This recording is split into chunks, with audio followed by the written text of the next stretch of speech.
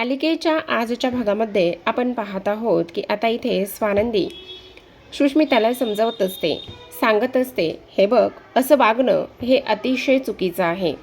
आता मला एक गोष्ट सांग, आपल्याला जर माहेरी जायचं असेल तर आपण 2 दिवसासाठी माहेरी जातो की नाही?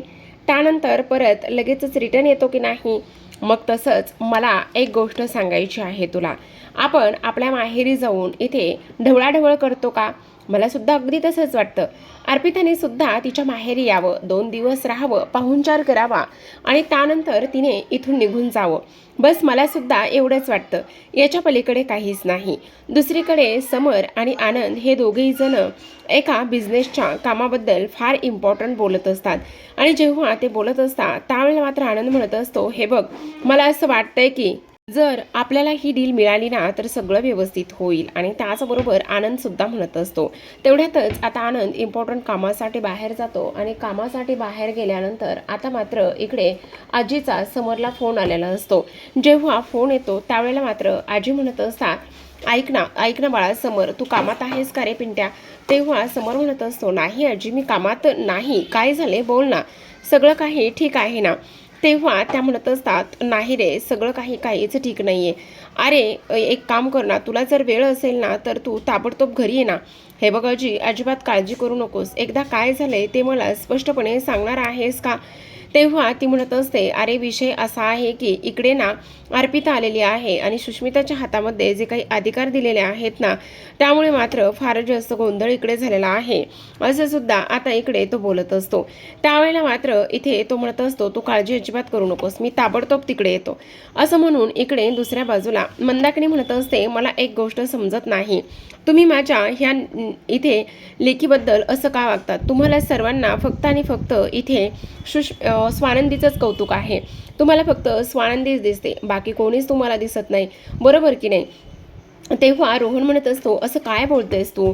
हे बघ आई, असं काहीही नाही आहे. आणि त्याचबरोबर मंदाकिनी म्हणत असते, असं कसं नाही आहे? मला सगळ्या गोष्टी कळतायत ना, तुम्हाला माझ्या सुशची किती काळजी आहे. अगं ते छोटंसं गोडगोंडस डॉल माझी, परी माझी, तिकडे जाऊन तिने लग्न केले आणि लग्न झाल्याच्या नंतर तिने सगळ्यांना आपलंसं केले.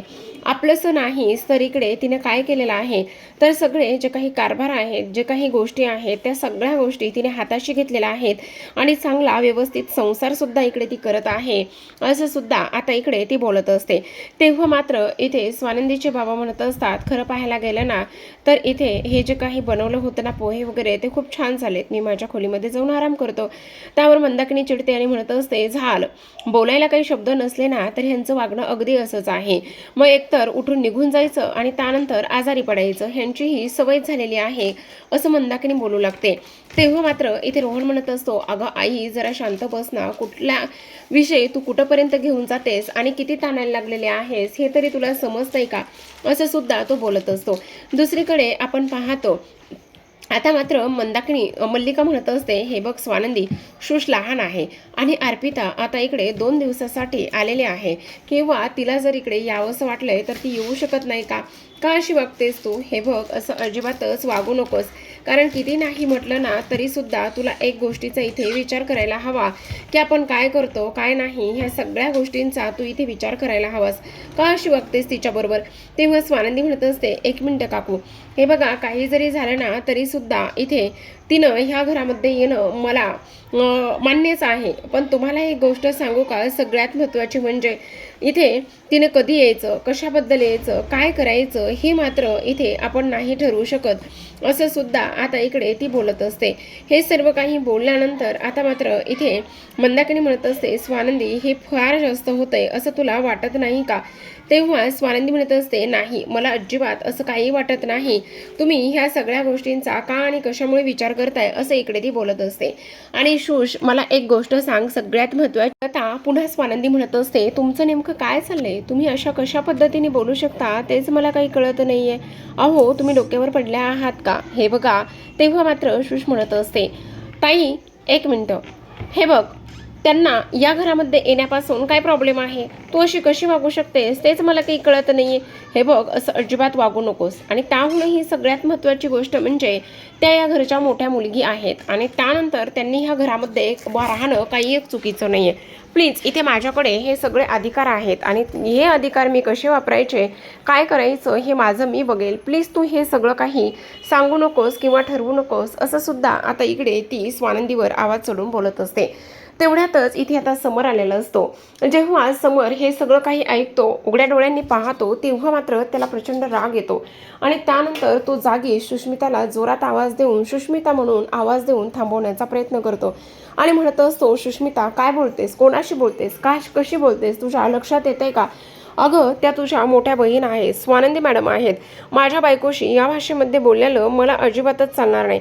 आत्ताच्या आत्ता त्यांना स्वारी म्हणायचं, आत्ताच्या आत्ता त्यांची माफी मागायची. जोपर्यंत माफी मागत नाही तोपर्यंत मी तुला काहीच इथे सांगणार नाही. तेव्हा सुष्मिता म्हणत असते, पण यामध्ये माझी काय चूक आहे? माझी तर काहीच चूक नाही आहे. ताईच इथे अर्पिता ताईला घरामध्ये येऊ देत नाही, राहू देत नाही. मग ह्यामध्ये माझी काय चूक आहे?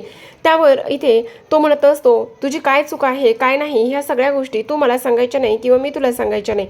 पण आणखी एक गोष्ट मात्र तू नीट लक्षात ठेवायची, काही जरी झालं तरी सुद्धा आत्ताच्या आत्ता इथे माफी मागायची. कळलं का तुला?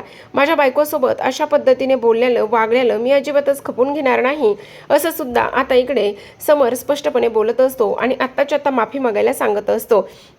आता मात्र इकडे ही सुष्मिता म्हणत असते, स्वारी म्हटल्याबरोबर समर म्हणत असतो, आता एक गोष्ट लक्षात ठेवायची, तुझ्याकडे कोणतेही अधिकार दिले याचा अर्थ असा नाही की तू उठसूट काही करशील. आणि अर्पिता, मला एक गोष्ट सांग, तुला ह्या घरातून मी बाहेर पाठवलं होतं आणि घरातून बाहेर पाठवल्यानंतर परत तू इथे वर तोंड करून कशी काय आलेली आहेस? तुझी ह्या घरामध्ये येण्याची परत हिंमत कशी झाली? तेव्हा मात्र मल्लिका म्हणत असते, अरे असं काय करतोय समर, तिने ह्या घरामध्ये 2 दिवसासाठी सुद्धा येऊ नये का? त्यावर समर म्हणत असतो, अगदी बरोबर बोलतेस तू काकू, तिनं पाहुणी म्हणून ह्या घरामध्ये आलं तर मला काहीच प्रॉब्लेम नाही आहे, पण तिने इथे कायमस्वरूपी राहायला येणं आणि त्याचबरोबर इथे आल्यानंतर इथल्या कामामध्ये ढवळाढवळ करणं हे मात्र अजिबातच मला पटत नाही, तू लक्षात ठेव. त्यावर आता इकडे मात्र ती म्हणत असते, पण जिजू मला एक गोष्ट सांगा, इथे स्वानंदी ताईला अर्पिता ताईशी काय प्रॉब्लेम आहे? तेव्हा समर म्हणत असतो, 1 मिनटं, तू काय बोलतेस, तुझ्या लक्षात येते का? स्वानंदी मॅडम त्यांच्या जागी अगदी बरोबर आहे, त्या काहीही चुकीचं करत नाहीत, काही चुकीचं वागत नाहीत, बोलत नाहीत. पण मग मात्र एक गोष्ट तू कायम लक्षात ठेवायची सुष्मिता, हे बघ, स्वानंदी मॅडम सोबत बोलताना 2 शब्दांनी विचार करायचा. इकडे मात्र अर्पिता आता समरकडे जाते आणि म्हणत असते, दादा मला एक गोष्ट सांग, तुला माझा कंटाळा आलाय, तुला माझा राग येतोय का? तुला माझी काळजी वाटत नाहीये का? तेव्हा समर म्हणत असतो, 1 मिनिट, तुम्ही माझे भावंड कमी आणि मी तुम्हाला माझी मुलं जास्त मानतो आणि तू तुझ्या घरी सुखी राहावीस, आनंदी राहावीस एवढंच मला आणि इतकंच वाटतं. अगं, लहान मुलगी आहे तुझी घरी आणि त्यानंतर तिला सांभाळायचं सोडून जर तू इथे येत असशील तर, आणि इथे आल्यानंतर तू प्रत्येक गोष्टीमध्ये ढवळाढवळ करणं हे मात्र मला अजिबात चालत नाही. तू आनंदाने ये, महिन्याने 2 महिन्याने 4 महिन्याने ये, तुझा पाहुणीसारखा इथे पाहुणचार केला जाईल, पण सतत इथे राहायला यायला अजिबात जमणार नाही. अरे दादा, पण माझं तिथे मन लागत नाही, मला तिथे राहावंसं वाटत नाही, त्यात माझी काय चूक आहे? तेव्हा समर म्हणत असतो, ते इथे खपून घेतलं जाणार नाही, कारण ते घर तुझं आहे आणि तिथली माणसं तुझी आहेत. तेव्हा नाही रे, मला तिथे नाही राहावंसं वाटत. तेव्हा समर म्हणत असतो, एखादा प्रोजेक्ट हाती घे, त्या प्रोजेक्टवर काम कर, मी तर एक भाऊ म्हणून तुझ्या पाठीशी नेहमीच खंबीरपणा उभा राहीन आणि त्याचबरोबर तुला कुठल्याही कामामध्ये मदतसुद्धा करेल, असं सुद्धा समर बोलत असतो. आणि त्याचबरोबर आणखी एक महत्त्वाची गोष्ट म्हणजे तुझं लग्न करून दिलं आहे, एवढा चांगला नवरा आहे, तो त्या मुलीला व्यवस्थित तिथे सांभाळतो आणि तू मात्र इकडे उठसूट राहायला येतेस, हे मात्र अजिबातच मला पटत नाही. हे बघ, मला तुझी माझ्या जीवापेक्षा सुद्धा जास्त काळजी आहे आणि त्याचबरोबर इथे तू ह्या घरची लाडकी आहेस, पण लाडकी असली म्हणून डोक्यावर बसून घेणार नाही. तुझी जी काही बॅग आहे ती मी नोकरांबरोबर ताबडतोब पाठवून देणार आहे. याचा अर्थ तुला मला काय म्हणायचं आहे ते चांगलं समजलेलं असेल. असं म्हटल्याबरोबर आजी मात्र इथे या किरकिरीपासून लांब निघून जातात. त्यानंतर मल्लिका म्हणत असते, चल मी तुला छान असं खायला प्यायला घालते, पाहुणचार करते, असं म्हणून सगळेजण निघून जातात. स्वानंदी सुद्धा जात असते. तेवढ्यातच मल्लिका तिला थांबवते आणि मल्लिका थांबवल्यानंतर ती म्हणत असते, काय मग आता तुला कसं वाटतंय? तुला फार आनंद झाला असेल ना? तेव्हा मात्र स्वानंदी म्हणत असते, आनंद अजिबातच नाही. आणि आणखी एक गोष्ट तुम्हाला सांगते, तुम्ही माझ्या बहीण म्हणजे माझी बहीण धाकटी सुष्मिता, तिच्याकडून एवढ्या सगळ्या काही गोष्टी तुम्ही करून घेताय ना, ती आत्ताच्या आत्ता थांबवा. ती लहान आहे, तिला कळत नाही, तिला कसं समजून सांगायचं, काय करायचं, ह्या सगळ्या गोष्टी माझ्या मी ठरवेल. तुम्ही मला ह्या सगळ्या गोष्टीमध्ये अजिबातच सांगू नका किंवा बोलू नका, असं सुद्धा स्वानंदी म्हणते आणि तिथून निघून जाते.